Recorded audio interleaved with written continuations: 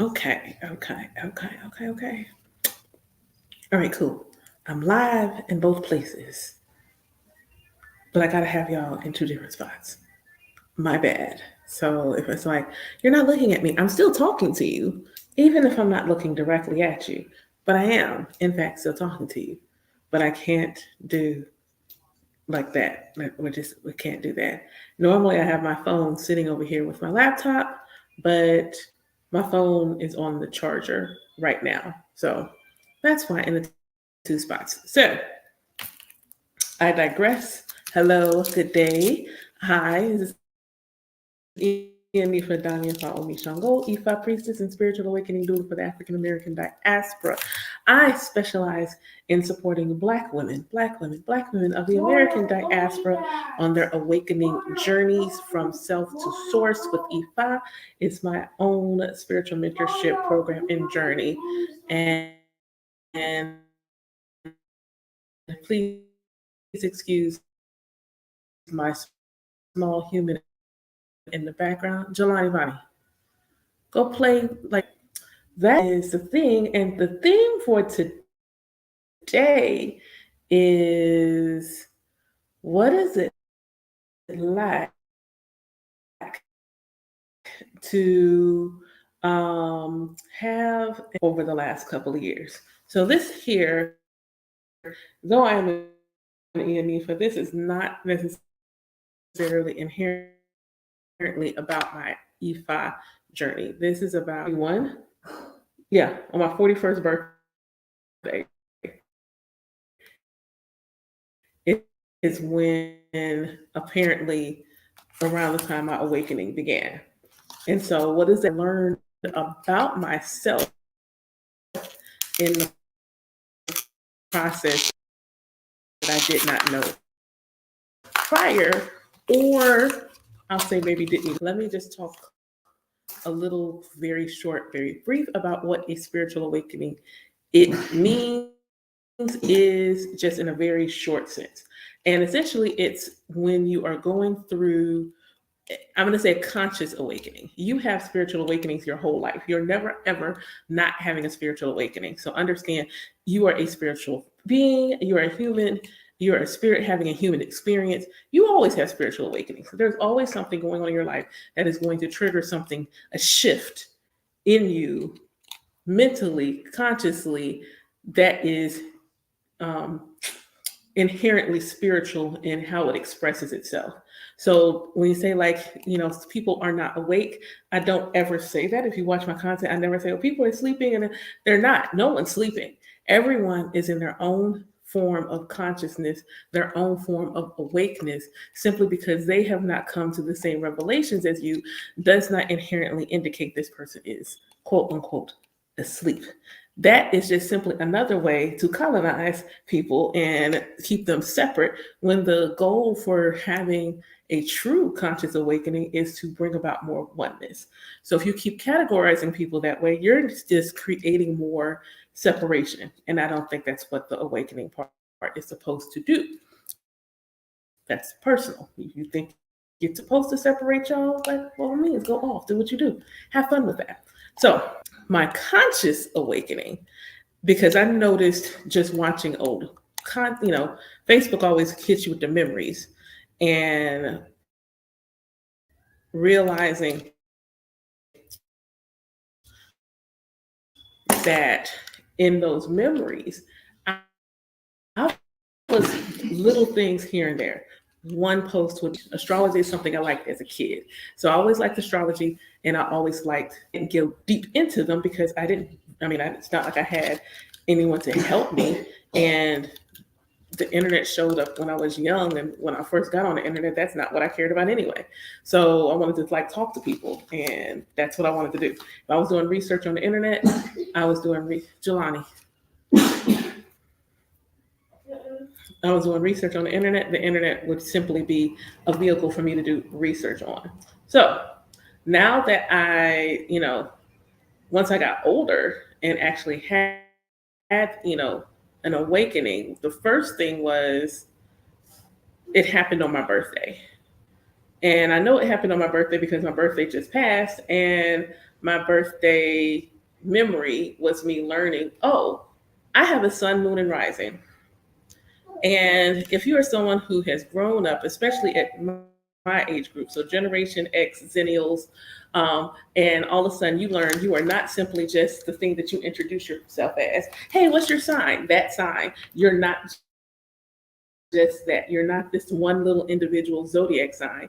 You learn you're also this, and you're also this, and you're also that. And so when I look at it, I'm like, okay, so what you're telling me is that I've been telling everybody I'm just an Aquarius. And then I go look at this, and yeah, I am an Aquarius sun, but I am also a Cancer rising, and I am also an Aries moon, and I am also a Pisces midheaven. And I'm like, and again, this is at 41 years old. So trying to process, well, what does this mean for me? And learning, oh, this is what this means, this is what that means, this is what this means. And then you come to these not, I won't say revelations, it's illuminations like, that makes sense. Now I understand why every time I watch a movie with a sad scene, I'm crying. It's because I'm an empath, and I'm like, my empath shows up in my chart because I'm a Cancer rising, and so I have a predilection to being sensitive to people's emotions, depending on how my other placements play out. I personally have other placements that support me being just watery, just absolutely watery. We cry. That's what we do. So I'm like, okay, this sparks a curiosity in learning myself. This sparks, well, what else can I learn about who I am? What else can I learn about how and why my soul decided, or what my soul decided it wanted to do when it incarnates? Because that's what your birth chart is. Your birth chart is the conversation that you and your creator, you and source, your Ori and the Most High, this is the conversation they had about you coming to be born in this lifetime. That's what your birth chart is. It is a snapshot of the sky. Why? Because the Most High is not simply making the planets circle around in the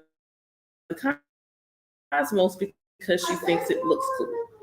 It does look cool, but that is not the inherent reason why it's happening. It's because just like every human, every plant, every herb, every animal on earth is source. So the planets are also source consciousness, and that energy is permeating throughout space, which is also source consciousness, which is then permeating throughout, moving throughout each other, thus also moving through Earth. So at that moment, your Ori and the Creator said, you're going to be born at this moment. This is the picture that is going to be taken of the cosmos at this moment. There are going to be people that the Creator has tapped with spiritual gifts called astrology that are going to be able to give you this snapshot so that you can learn about who you are. That's what a birth chart is. It is basically experiences, talents, gifts, past, present, and yet to happen experiences, potential energy of who you are. Because when you are born, you are nothing but infinite possibilities. And to know that certain things were just, things that were going to happen. And I think one of the most profound things I noticed in my birth chart was the predilection for me to have PCOS. So for those who do not know what PCOS is, I have polycystic ovarian syndrome, and it's in my birth chart. And I'm just like, so this is just something that was like part of the journey. This is part of the process for whatever reason, because at the end of the day, even a medium and an oracle like myself still can't know the full picture of why the Most High wants certain things to happen in their life experience as a human being, only just flits of what's important in that moment. So I'll go through and I'm an Aquarius. So the moment I learn birth chart information, Aquarius is a sign of I know. So because I didn't, I had to learn. So I learned enough to be dangerous. Like I go get a certification, it's gonna be on and popping. So upon learning that, then it starts what's your life path number? So this morning I was talking to a friend and I told them, hey, Crystal, that when I first learned about numerology, I was a child. And what I learned numerology then is I was probably with a little bit of gematria. And then when I did learn Pythagorean numerology, I was playing with just simply words. Like this word is this. So I didn't do my life path number. I hadn't. When later came the first time, I did the math for my life path number. You like for all my master number 11s out there. Hi, time I read the mantle of a life path 11. I was like, that can't possibly be for me, and I ran for the hills. I was like, absolutely not. This can't possibly be me because this sounds like somebody that's got something important to do. And why in the world would God give that to me? So I walked away from it, kept on living life the way that I was living. So by the time my birthday comes 2020, and I got the astrology book. So of course I got to get the numerology book because the two go hand in hand. I go back to what it's saying. Now I'm ready to okay, this is okay. I can process this. I think I can process it with it and go look at the rest of my chart, and all these questions become answered. A lot of times we hear people and say, "I'm just trying to figure out who I am," and I think about what it would have done for me at 21, 18 to get my birth chart and be like, here you go. Me trying to figure out 16, 17, I'm a junior in high school. I get my birth chart, my numerology chart. Now I can see energetically what career, and I'm thinking about college, and I'm thinking about life, and thinking about where I should go. I learned, is college for me? Is this where I'm going to go? And is this a lot? I just learn these things. And then I can make decisions with an additional level of knowing. I can make decisions and move in a way that brings out an additional level of knowing. And I'm just like, okay, alrighty then. So okay. So now I'm looking back and I'm understanding why. As much as I love learning, and I sincerely love to learn, I enjoy studying, I enjoy taking in knowledge, I have a thirst for it. But institutionalized learning at the higher level, not for me. It's not. Like if you could see it in my birth chart, it's not. It's in my chart to be to unconventionally learn. And so then it's like, okay, because I felt like when I went to school to go, that's what I went to school to be. I went to school to be a doctor. Initially, I wanted to be a surgeon. I went to school to be a surgeon. When I realized we do pre-med chem, so I can do pharmacy, less emotional. I think I can do that. Still, okay, cool. Maybe it's computer science. I love computers. I'm technically savvy. Maybe no. It just was not happening. It just simply was not a birth chart now. Or then it was like, oh, okay. I understand now. I'm not like as slack as I think I'm prone to being hard on myself. That's not what it is. It's not that I couldn't get it, I couldn't do it, and I'm lazy. It's not aligned. It just simply wasn't aligned for me to do it. So I'm like, okay, cool. All right, bet. So I learned more and more about myself. Then your spiritual gifts start to show up. So when you have a conscious spiritual awakening, if you are someone, because everyone who has a conscious spiritual awakening, let me say that again. Everyone who has a conscious spiritual awakening does not awaken their clairs, but they do awaken.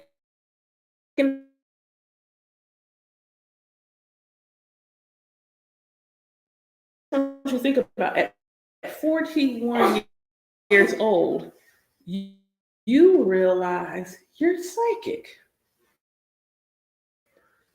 And you have always been so. Members seeing things in my youth. I don't. I have learned recently there's a reason for that. It's because I blocked the memories. But I have the gift of sight, and it is most dominant through dreams. I have always been that. I remember. I have always had vivid 4K. I can remember every detail like a movie dreams. Always had those. I have 146 IQ. I just attributed me knowing things to the fact that I was highly intelligent. I am highly intelligent, but I also sometimes just know stuff. Sometimes I just know. Sometimes the answer is what the answer is because I simply just know it. I don't know how to tell you why I know that answer. I simply know the answer. I simply know the answer. I've always been an empath. This explains why I cry watching movies, because I'm all the way in the character's shoes. I'm wearing their shoes. I got their whole outfit on. This is why I'm crying watching movies, because I am an empath. But clairsentience, that is not the same as being an empath. The two go together, but not every person who's an empath is also clairsentient. Oh. Everybody's chosen. You exist, right? You're born, you exist, you're breathing, you got air. Everyone that exists in this physical reality is chosen. Everybody. Hi. Everyone that exists in this physical reality is chosen. Everybody, every single person. Whether you are a oracle or somebody that does hair, everybody that exists in this physical reality is chosen. What you're chosen for varies from person to person. But every single solitary person that exists in this physical reality was chosen. You either chose to come here or you were voluntold. And there are more people voluntold than volunteered. So it's okay. You are still in this reality, which means you have a purpose. You have a destiny. You have a mission. There is some reason your energetic signature needed to be present at this point in time. So the idea that, oh, there's only so many chosen people, again, comes from the idea that you have to be separate from everybody. Everybody. It's like you're not. No. Do I have psychic gifts? Absolutely. Yeah. Are they a bit more potent than some? Probably. Does it make me any more or less chosen?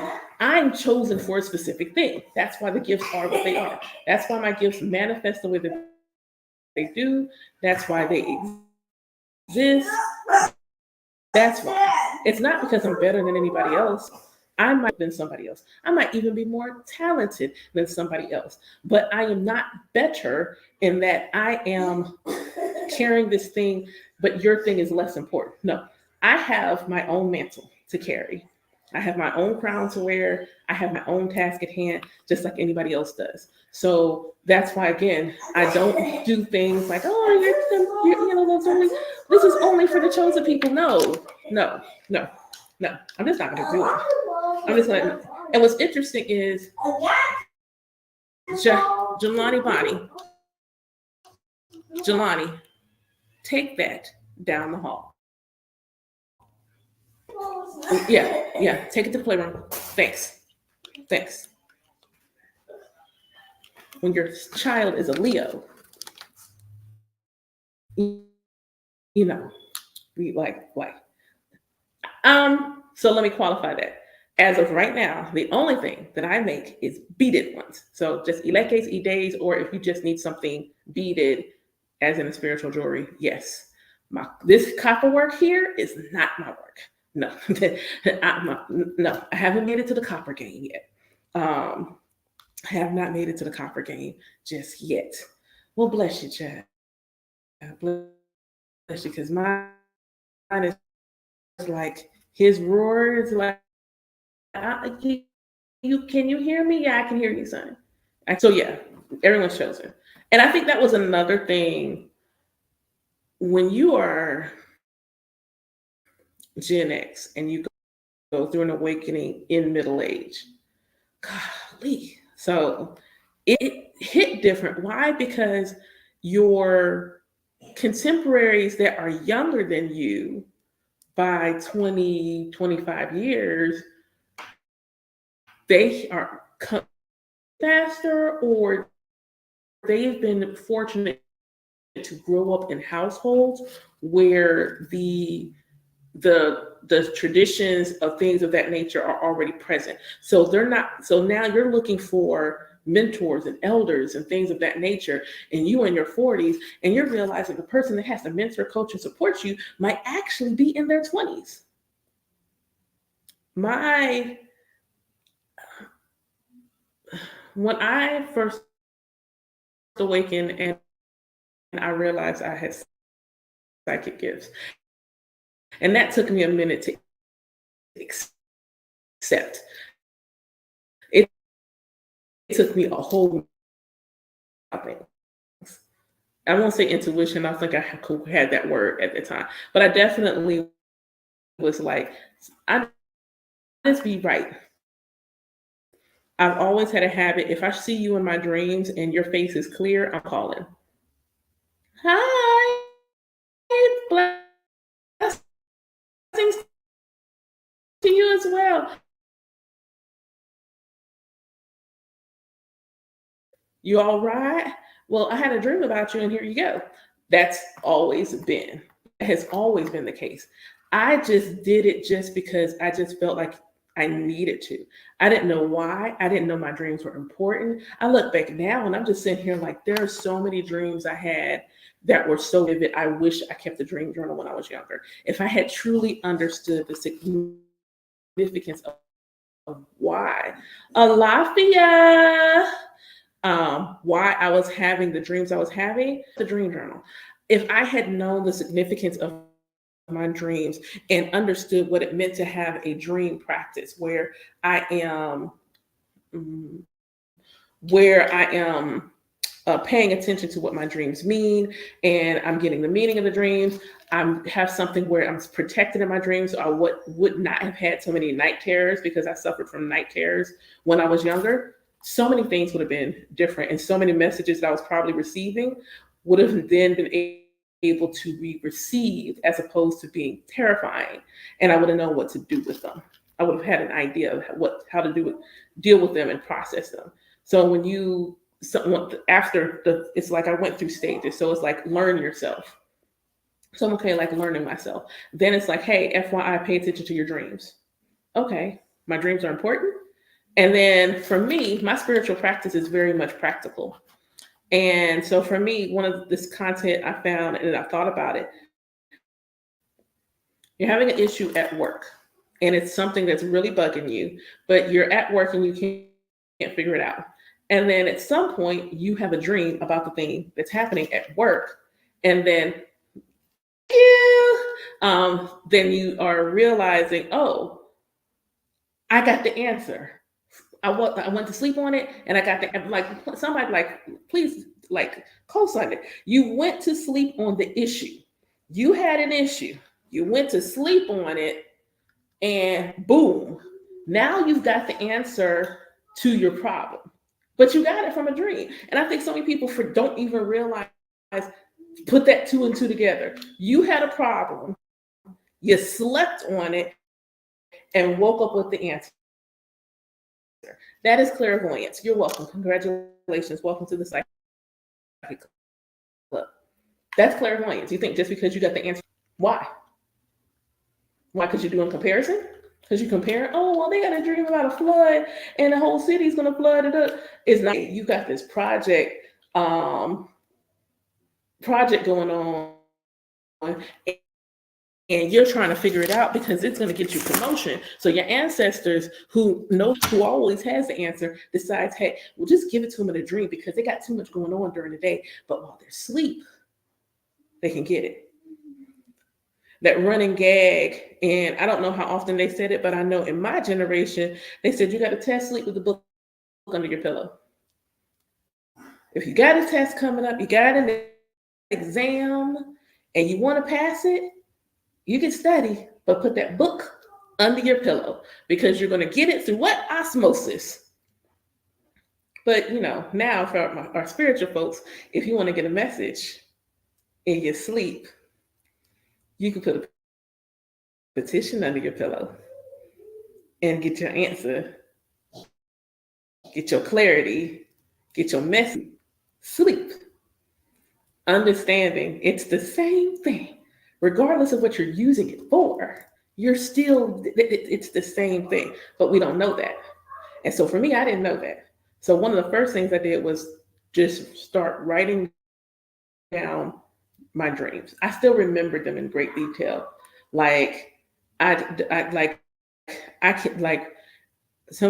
Building up, remembering dreams, not a thing for me. I always remembered my dreams. So then I just started writing them down. And then sleep paralysis. Thank you. Okay, I'm sorry. My birthday was Thursday, and somebody looked out for a sister and said, "Go do something nice for yourself. Don't use this for no bill, no nothing. Go do something nice for yourself." So I got my nails did. My toes is pretty too. If I was more flexible, I'd put my toes on the camera. I put the toesies on the camera. They pretty too. But sleep paralysis.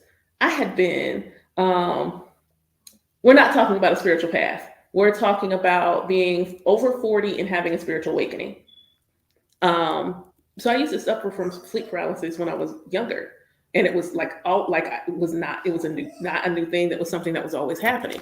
But then starting to learn more about dreams and understanding, especially like for me personally, I know some people say they would always see something. I never saw anything. So I can't do, what did you do? What did you see? Because it wasn't me seeing anything. For me personally, I astral travel when I'm asleep. And because I'm always traveling when I sleep, travel when I sleep, because that's what I did. When I would wake up, sometimes I would not be all the way back. See, some understand, realize that everybody is not being terrorized by something, especially if you are a womb holder. If you are a womb holder, especially a melanated womb holder, you might be a traveler. And if you don't get all the way back in your body before you wake up, you'll wake up in the in-between. So you can't move your body, not because somebody's doing something to you, it's because you're not all the way back in your body. What was going on with me. So, but I did the other things, because for me, my practice is practical. My practice is send me a message, hun, read your name. So just inbox me, okay? But you're not, I'm not all the way back in the body. And yes.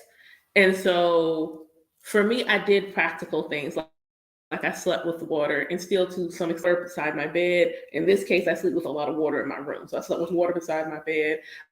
I did the 7 days of salt water under my bed and tossed to make sure my energy was being cleared. And the water beside my bed always had like amethyst or something in it. So that's what I did to help make sure I was protected, because all it took was for one time for me to be asleep on the couch.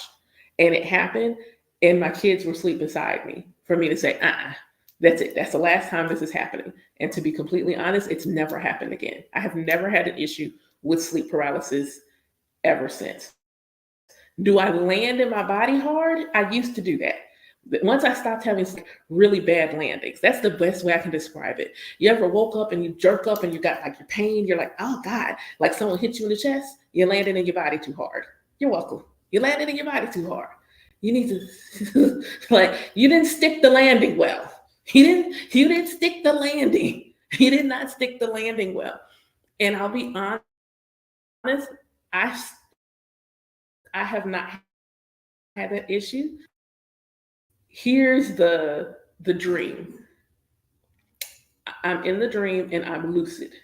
I'm in the dream and lucid. I'm not lucid right away. So I'm in the dream and there's a guy. The guy that I'm interested in is also in the dream. I'm at my parents' house. We're in my room, my childhood bedroom. He's sitting on my bed playing Mario Brothers. And I look out the window because my bedroom window sat on the porch. So I look out the window and a train is going down the road. My parents' house not on a train, it's a road. It's not going down the tracks, it's going down the road. And I'm just like, so I leave out my room, go into the living room. My parents are there, my sisters are there. And I'm like, yo, why is there a train going down the road? And they're like,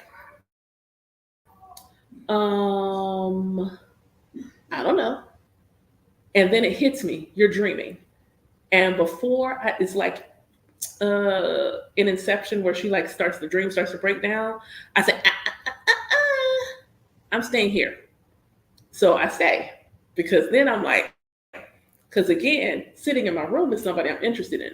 And I'm just like, I got questions. And since you in my realm, so I go back in the room, shut my door, lock it. Because I mean, who gonna check me? It's my dream. And I'm like, I got questions. So I'm like about to do like a full interrogation in the dream realm. Going back and forth asking questions. And before anybody asks me, I don't have those kind of dreams anymore. I don't have, that's a whole different conversation, but I don't have those kind of dreams anymore. I haven't had them now for a couple of years. So I could not take advantage in that way, sadly. But then my room door opens and I'm thinking it's my dad or somebody in, from the dream. No, it's a deer. Bambi, it's a deer. So the deer comes in, I turn around, look at the deer. I was like, no, I'm not ready to go yet. Deer grabs me. And I'm like, fine. So I look back and I leave out my room. By the time when I leave out my room, the living room is empty, furniture is gone, fireplace and everything's still there, and my mom is sitting off in the corner. And I look at my mom and I was like, I gotta go back to my body now. And she's like, okay, just take it easy. And I'm like, okay. And that's what I do. So when I wake up, it's the gentlest landing into my body. And I haven't had a hard landing since. When I come back to my body, it's always gentle. I took her advice. She said, gentle landing. And so I wake up and it's like, okay, all right. So then, so again, you're 40 something years old and you learn that your dreams have not just been dreams. You have been gallivanting around universes, timelines, and other dimensions while you sleep. Like, I just want you to think about getting that at 40. Like, getting at 20 is like, okay, you're 40. You're 40 and realize you have been doing this all your life. You've been doing it all your life. Like, that's always been the case. Always been the case. Time jumping. And yes, I time jump too. So time jumping, all the things, all of your life. So, okay, so I went through learning about myself from astrology, numerology, and then learning about myself through dreams. Like, yeah, yes, with places, other bodies. See, I don't know if you've ever been in one of the lives, but Dream Me always wants to smoke. She's always ready. Her hands are rated E for everyone. Dream Me is wants the smoke. Always wants to smoke. So I continued on my journey and I'm like, okay, so now I understand the dreams. But by then, I'm also sensing energy. So it's not emotions, it's energy. So now I'm realizing when I walk into certain places, they have a feeling. And at the time, my marriage was coming apart. And so it's like this house felt away. The house felt away. It just felt off. Like I would walk in, especially when he was in a bad mood, and it would just be like, oh, hey, greetings, how you doing? It just felt off. It felt off again. And I'm like, okay, so now I've got to get a mentor because I know there's something going on. I know there's something going on. And I'm like, I'm going through an awakening. Like, by this time, thank you, honey. By this time, I'm like, yo, I need help. And like I told y'all earlier, you're 40 something years old going through an awakening where 20 something years olds are already there. Thankfully, I knew someone who was younger than me. I think I have her by about 5 years, maybe six. I have her about 5, 6 years because I don't think she's 40 yet. And I knew she had gone through an awakening. She went through a whole shift. Um, and Ashe, um, and I was like, okay, if anybody could help me understand, what did I drop it? What I was going through would be her. So I reached out. She was not Ifa, but she had been, I knew she knew the spirituality world. And that's what I needed help with. She helped me cultivate having a spiritual practice. See, it's not enough to simply have a bunch of crystals and they look good sitting around your house and you know what they mean, but you don't know that you can program them. So they just sit there, they're doing a regular job, but maybe you need them for a specific role and you haven't told them what that role is. Okay, you know, then they just might as well be decor. Um, you understand, you heard like, hey, burn sage, but you also learn that you can burn other things too. So with her, she helped me cultivate a spiritual practice that one centered around me and my ancestors. Uh, Me and my ancestors. So she helped me in figuring out how do I do an ancestor altar when I don't know how my partner is going to feel about it at the time. And then, help me with self love work. And then when she's like, she said, you probably can automatic write. That's the first gift she tried to help me cultivate was you can probably automatic write. And for me, I did the same thing as anybody else. How do I know this isn't just something in my head? Because again, you're 40 something years old. How are you going to tell me all this time I'm psychic? How am I supposed to? I'm not going to believe that right away. And I think I'm doing this because there's probably someone out there and they're thinking stuff is just in their head. They don't believe because they're 40 something years old or in their late 30s and they're just like, no, couldn't possibly, not me, not the kid. Why would I be like, why me? But uh, that part. And it's like, she's like, just do it. She helped me with intuition. And I love the way she did the intuition exercises. She would use Uno cards and she would have me to basically intuit, divine what the card was that she was holding. And I remember the first time I really got like, uh, the first time that I got one, and it's because I went on my first gut instinct.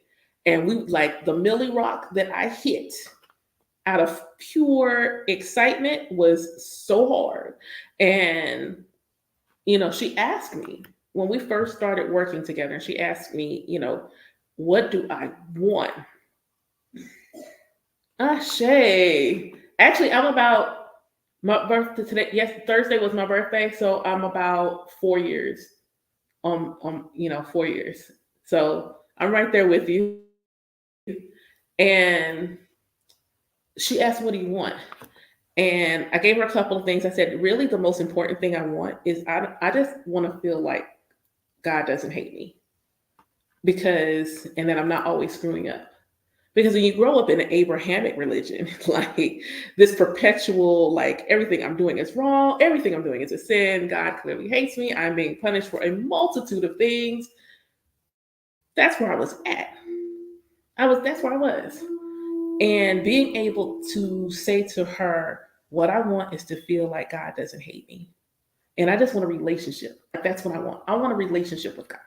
It wasn't enough for me to have an existence where I knew there was a higher power. I wanted an actual one-on-one relationship. And the way spirit moves, because I had also recently ordered crystals. I had a crystal in my house, but I actually went through and ordered some of my own. So after she and I got off the phone, I checked my mail. My crystals have arrived. I'm so excited. I'm so geeked. And if y'all can imagine, especially those of you who have been coming to my live stream now, why I was so excited that I didn't think anything of opening the package and dropping all of these raw crystals in my hand. Let me say this again. Did I say that I was clairsentient? Did I say that? It's clear. Yeah. I dropped a handful of raw crystals into my hand. I'm trying to walk down the hallway, dropped the crystals in my hand, and had to catch the wall because the sister tried to hit the floor. The energy that bounced through me from the crystals was so potent, I almost hit the floor. And then it was like every Claire woke up at once. Every one of them. In fact, the only one I think that was latent was Gooskins. But clairsentience, claircognizance, clairaudient, and clairvoyant all ratcheted up all at once. All at once. My mentor at the time, I told her after a couple of days, I said, I think there's something going on with my crown. And she said, what's going on? And I said, my head hurts. And I don't want to keep my eyes open. She said, your crown is overactive. See, this is things that sometimes people don't tell. Your crown is overactive. Having a headache is not supposed to be a part of your spiritual awakening journey. Your crown's overactive. Your crown is overactive. So she told me what to do. She's like, that means your root is likely underactive. You need to go back and get your root together. So she told me some things to do, including earthing. So same day, threw on, this is back when I could wear red, went to the park in a red skirt, let my kids run around and play, and I sat on the grass until my head stopped hurting. She's like, your spiritual gifts should not give you pain. You are the sovereign of your practice, and your spiritual gifts should not give you pain. You should not have physical pain with the fact that you have a gift. It's a gift, so it's not supposed to hurt you. But if you don't communicate with your spiritual court and don't have good spiritual hygiene, they will. See, it's not the gift that's hurting you. You don't have good spiritual hygiene. You don't have boundaries, and you don't tell your spiritual court how to engage with you so that what's coming doesn't actually hurt. So that's what I worked on. I worked on that. When I discovered pick-a-card readings, it didn't hit me until later that the reader doing the tarot reader, when you watch pick-a-cards, we love a good pick-a-card reading. I still love a good pick-a-card reading. It's not just that this reader is proficient in their craft so that they can receive the downloads for a multitude of people and to be able to basically segment them into compartmentalize, that's the word, compartmentalize the messages to ensure that the right people are going to get the right messages. It's not just that. It's not just that. It is also, you have to also be tapped in to your own inner knowing so that if this is a reading for you to watch, because they're not all for you, can divine for yourself which pile or piles has the reading for you. So when I first started watching pick-a-card readings, again, I am in my 40s. Now, the thing about me is I have always and forever wanted to be a witch. And I have always had a fascination with tarot cards. So when it decided, when you start having a conscious awakening, all of your feeds, the algorithm be algorithm. It's like, oh, they're looking about crystals. Oh, they're looking about astrology. Oh, let's go and throw some tarot in there and see what happens. So I discovered this reader, Shanetta's Divine Tarot, young girl. She's in her 20s. And why she read me for filth the first time I do one of her pick-a-cards? I'm like, girl, are you stalking me? Why are you stalking me? She said something so oddly specific. She said, there is a masculine energy in your life that makes you the butt of their jokes. That's an oddly specific thing to say. You stalking me? How you know that? How could you possibly know that? Not even realizing that I would have never heard that message had I not pick the pile. See, it's not enough for the reader to get the message. If you're meant to receive the message, you have to resonate enough with your own inner knowing to choose the right one. So this particular weekend, I take some time away from the house. I managed to, get out the house, away from the kids, away from my then spouse. And I said, I'm going to go on a spiritual journey. So I was in town. I see this oracle deck. For all my tarot readers, the Everyday Witch oracle deck with the little black girl sitting in the boat on the front of the box. Oh my God. Why is this so cute? I really wanted it. But my brain. Also, more animal cookies, please. Go ahead. My ego said, you can't read cards. You ain't psychic. Okay. So I leave it. I leave it there. I go to another shop. This is a culture shop. So, it's got all the black stuff in there.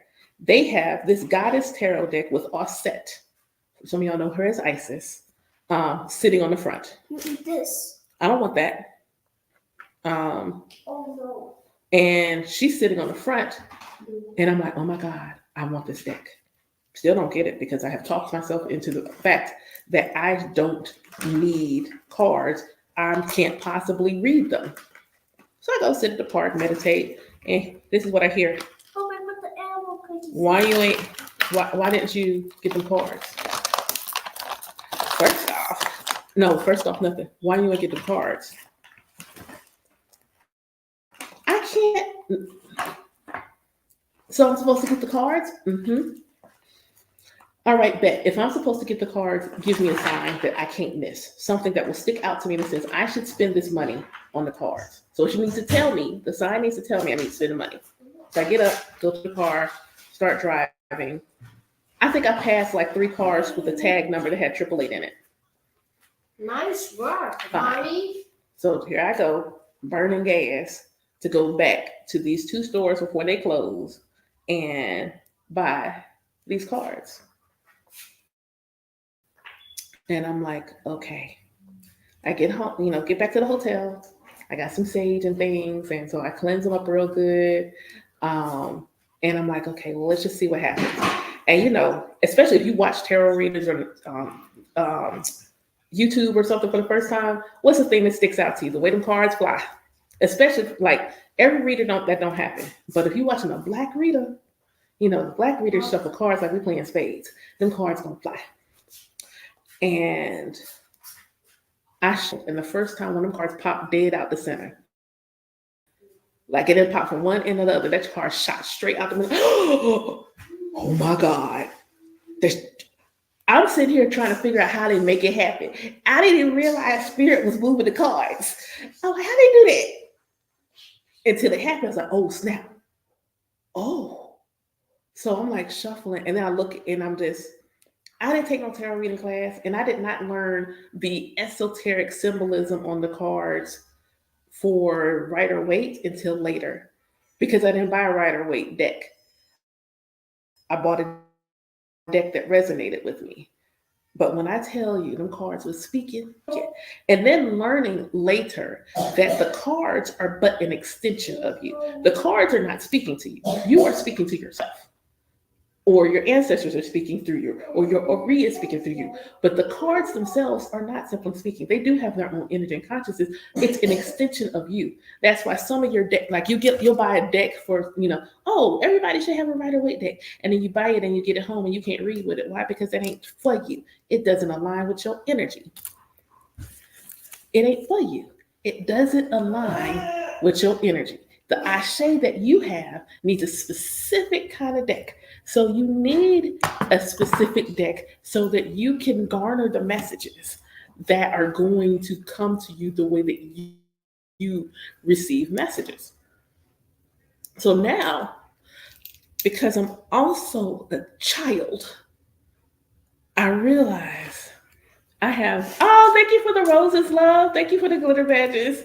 I realize I enjoy this. I enjoy this. And a lot of people don't realize tarot can be used for you to get to know yourself. Thank you so much, my darling. Thank you. It can be used for you to get to know yourself. So that's what I was doing. I was getting to know myself. What I wasn't getting from astrology and numerology, I was getting it from reading myself. And a lot of times readers will say they can't read themselves. And I have no problem to this day dividing for myself. I don't have a problem snatching my own edges. I'm like, God dang, girl, this lock right here, I want it to stay. This little baby lock that I have growing where my sideburns is, I like to still retain that lock. See, I like the fact that I got edges still. I like that. Stop pulling my edges out when you read yourself. I don't have a problem reading myself. And so that's why I'm able to learn about myself when I read myself. I'm not always reading to say what's going to happen next. Da, da, da.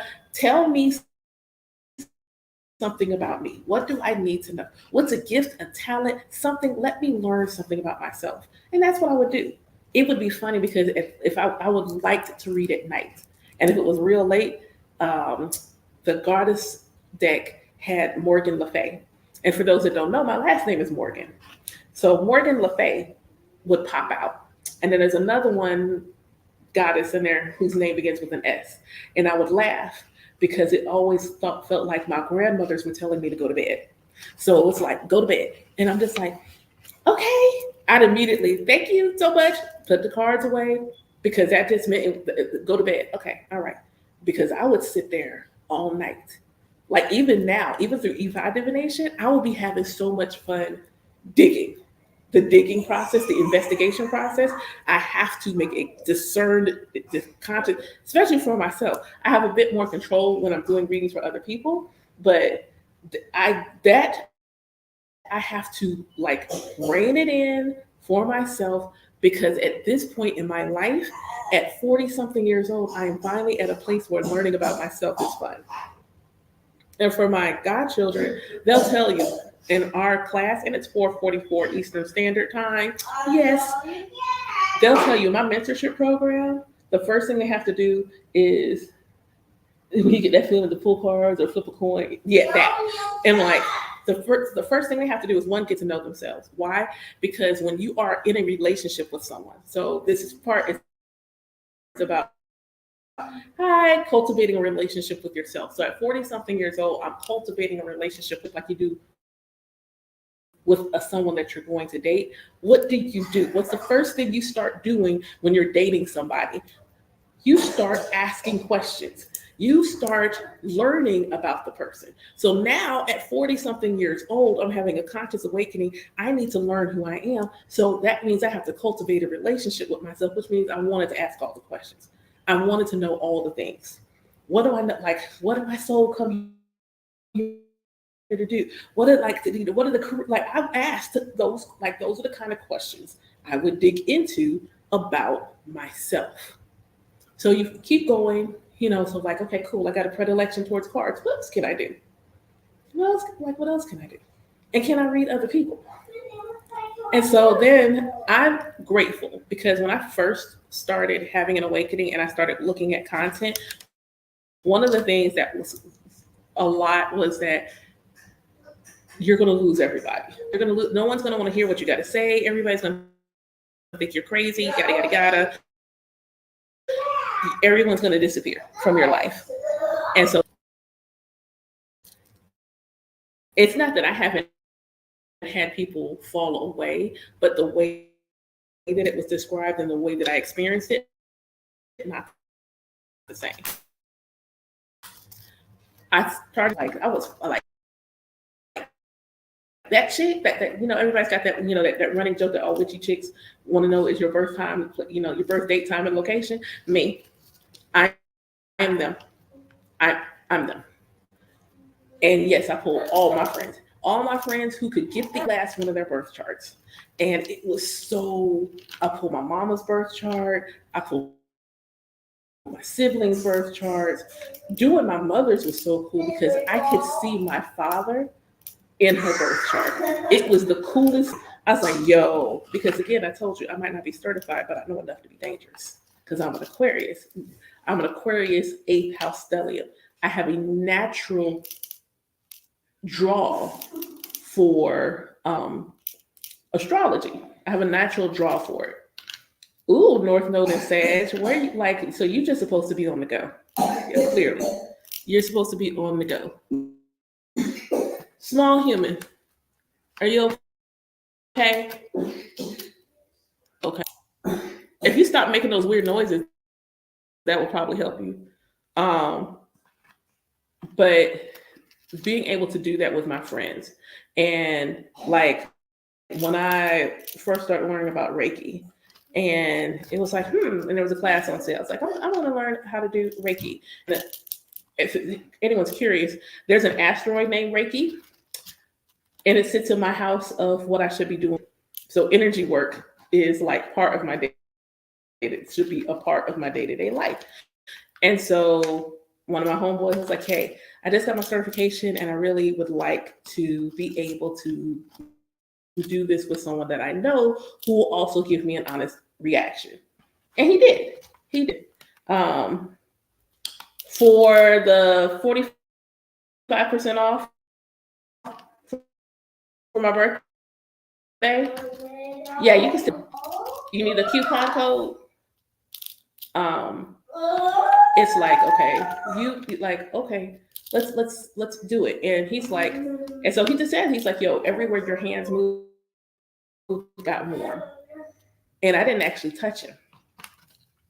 Everywhere my hands moved got warm, but I actually did not physically touch him. I didn't physically touch him. He had been struggling with sleeping. He said that was the best sleep he had had. The first night he had a restful sleep. It's Aqua, AQUA. If it doesn't work, just send me a message and I'll take it off manually for you. So I'm like, yo, okay, so we can do the things. And my friends were supportive. When I got good at doing numerology where I could like rattle it off, I was like, yo, let me do a partial numerology reading on you. So I'm like reading my friends. So they helped me cultivate the gift. Ashay, thank you. Cultivate my gift. My friends helped me. You know, it happens. Like you'll do something and it's like, oh,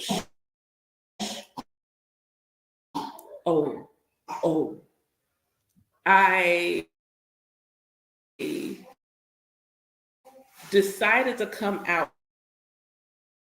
that I did tarot. I offering tarot readings to other people, but I did decide to come out as doing tarot. So I just started doing, and by now I have several decks,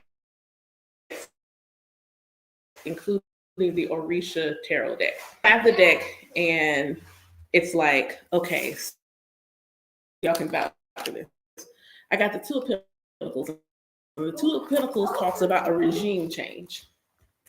In traditional tarot, that's not what it's about. But that card in that deck is a regime change.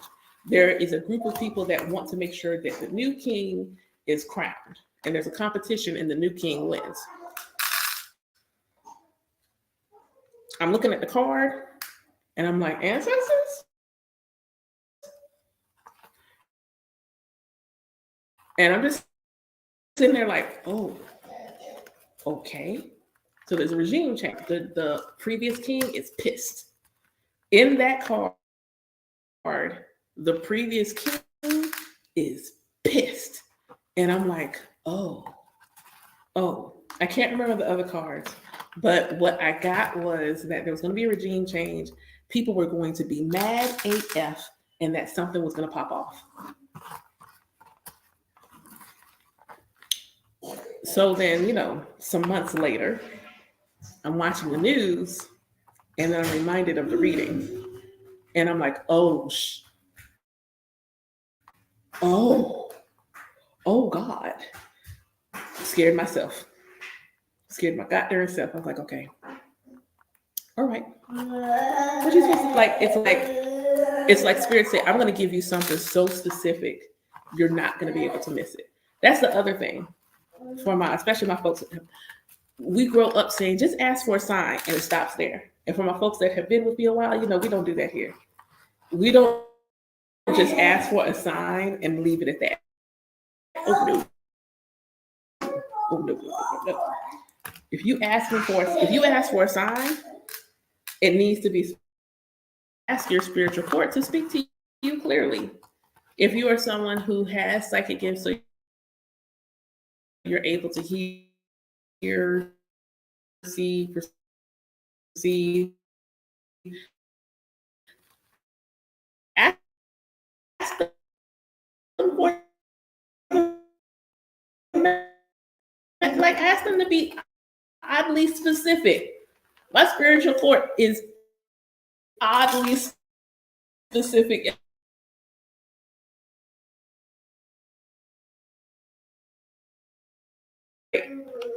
And a lot of times we're not taught that we can talk to our spiritual court. And this is not a demand. It's like, you want me to have the message. I want to have the message. So just give it to me straight. Give it to me in a way that, I'll understand it. So that's why, a lot of times when I do readings, I'll get music. I'll get songs. I'll get like certain parts of song lyrics. The song always has the message. Song always has the message. And I've had days where I didn't want angel numbers. Like, a lot of y'all keep singing angel numbers. I don't know what these mean. You know why you get angel numbers? Because you asked your spiritual court for a sign, or you haven't told them you wanted a sign, and they're trying to get your attention. And that's really all it is they're just trying to let you know.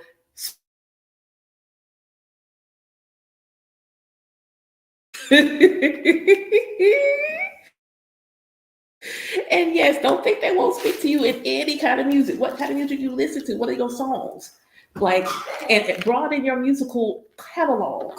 That way they have more songs to pull from if you're somebody that has a connection to music. So it's like, okay, so now I've got that. So now I'm like, okay, I'm reading the cards and things like that. And I've gotten, practice with my ancestors. And it was funny.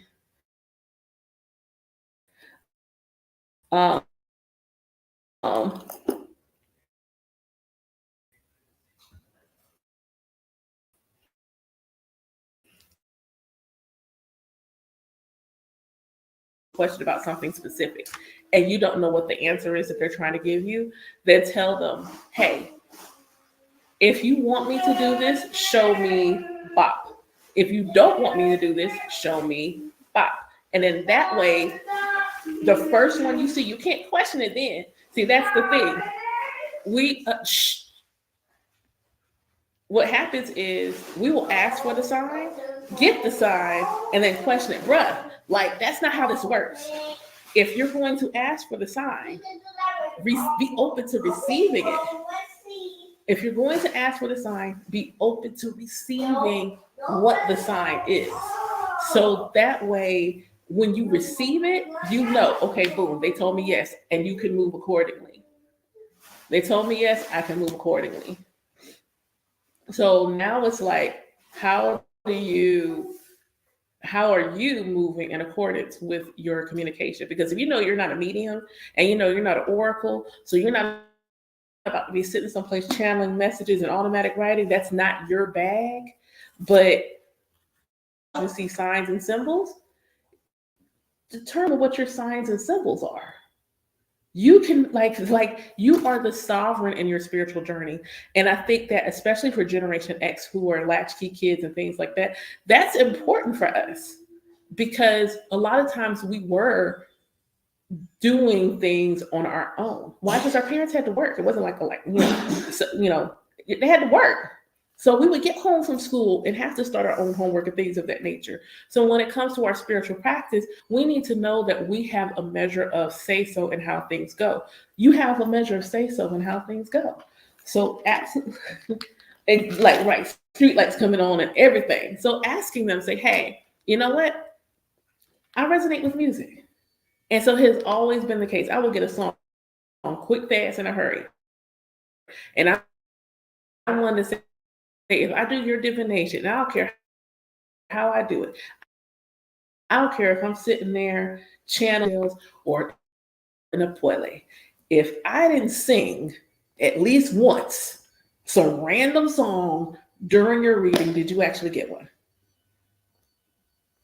Because at some point, whether it's for you or not, I'm going to just sing something random, just straight out the blue. And I'll look up, be like, my bad. And I'll keep it pushing like nothing happened.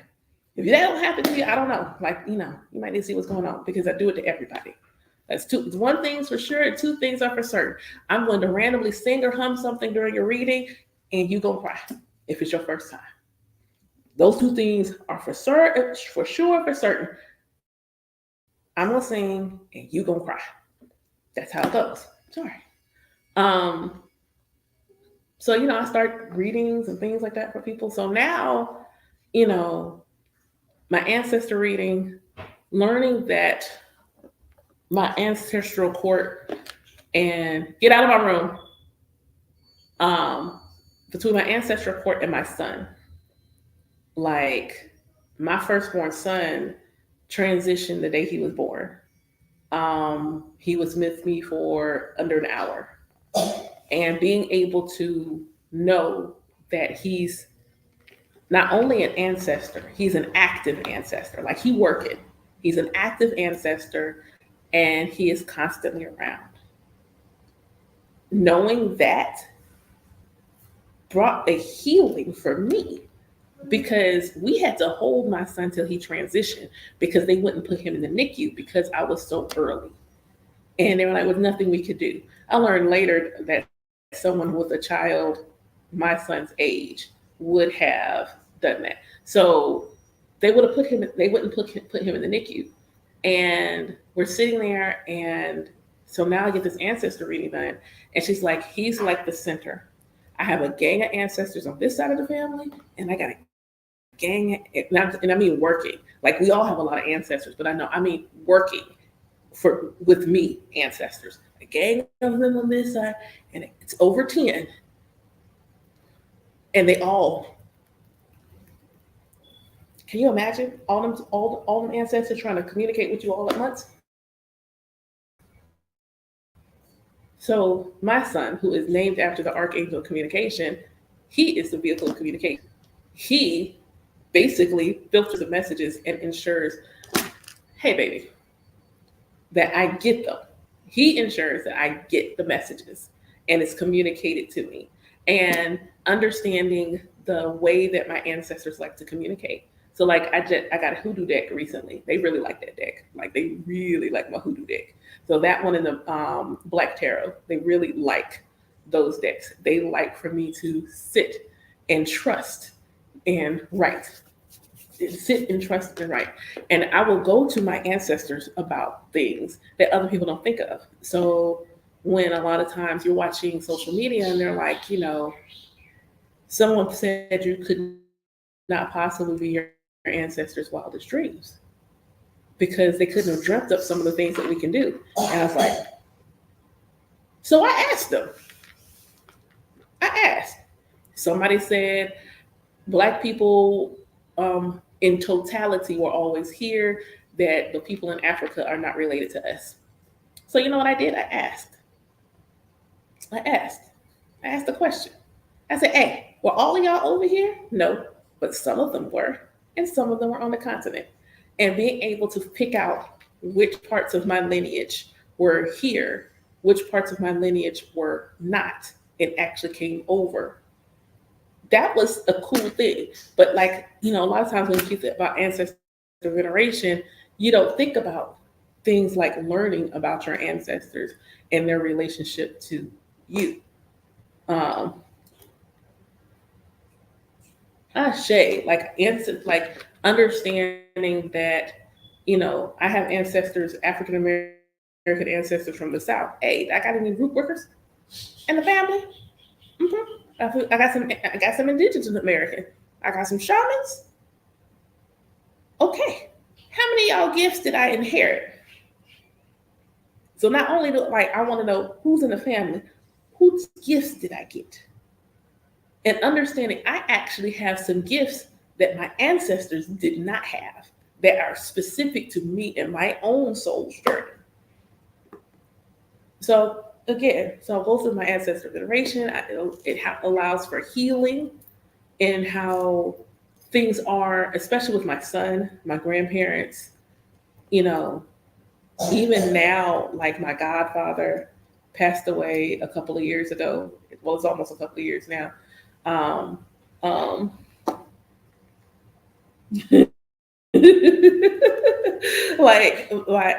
my godfather and people close, co-workers that I was close to that have transitioned, like being able to have an understanding that ancestor veneration does not negate the fact that there is a source.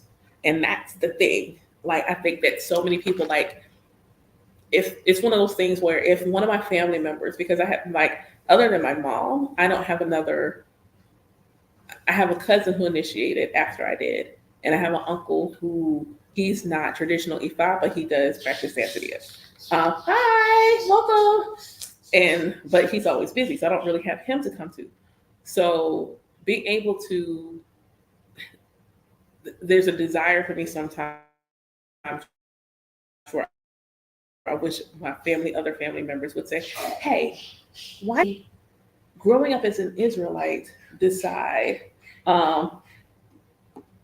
to, like, as you grew up as an Israelite, why did you decide to go this way at 40 something years old? Because that's a real question. Even one of my friends asked me, he's like, I've been learning about Orisha and all of these things. And he thought I was just learning and exploring. And then I said, hey, I am going to initiate and I'm going to become an Ianifa. I'm going to become a priest. And he says, okay, so I thought this was just going to be a learning thing, but now this is a different step. And so he asked me, how do you reconcile growing up as an Israelite and then becoming a priestess in an African tradition? How and he said, this is a judgment. I genuinely want to know. And I loved it because it was a genuine, how do you do that? And I said, what? Hard much? But I said, growing up as an Israelite, I was in a perpetual state of fear of God. Perpetual. Like I'm always going to do something wrong. You could not tell me the fact that my son died was not punishment. At the time that it happened, you could not tell me God was punishing me. Being bi, it was like just absolute, is it because I'm bi? Is it because I like women too? Like there were just so many questions and things I had. No. Hi. Hello, Jaheen. Cookies. Yeah, you can have one if there's one there. There you go. Not right now. There you go. Come on. Yeah. Child. Okay. Now go. There you go. Google. Yeah, Google. So knowing that, I told him, I said, I've always believed there's a higher power. I've never not believed that. And what happened when I had an awakening is that I realized that we have an abusive relationship with the higher power. And that was programmed into us. We were programmed to fear and not embrace. We weren't programmed. Love does not have fear with it. Those two things, love does not have fear with it. Love does not have fear with it. You're not supposed to, I love you and I'm terrified of you. What? That sounds like an abusive relationship. And if someone told somebody I love, they beat but I love them. They love me. They love me. But they love me. What would you say? What would you say that is an abusive relationship and you should get out? That's an abusive relationship and you should get out. I don't triumph through trauma. My triumph comes from winning. I don't have to learn through disasters in order to elevate. I learn through my prayers being answered and being able to make that shift. It's not that everything has to be perfect. It is that the majority of my learning does not have to come through. Majority of my learning does not have to come through getting it out the mud. I want to pick them flowers over there and get the same learning. Can I do that? Can I do that? You are the source of all existence. Why is it impossible that I can pick them roses over here and get the same learning as picking up that mud? Why do I have to do that? I want to go ahead and pick them roses. Is that aligned to my destiny? Because understanding also that there are certain people who they had it easy in past lives. So they in such a way where they're maybe they want the challenges. That does not have to be my destiny. And if it is, I'm rewriting it. If it is, I'm rewriting it because I own the pen.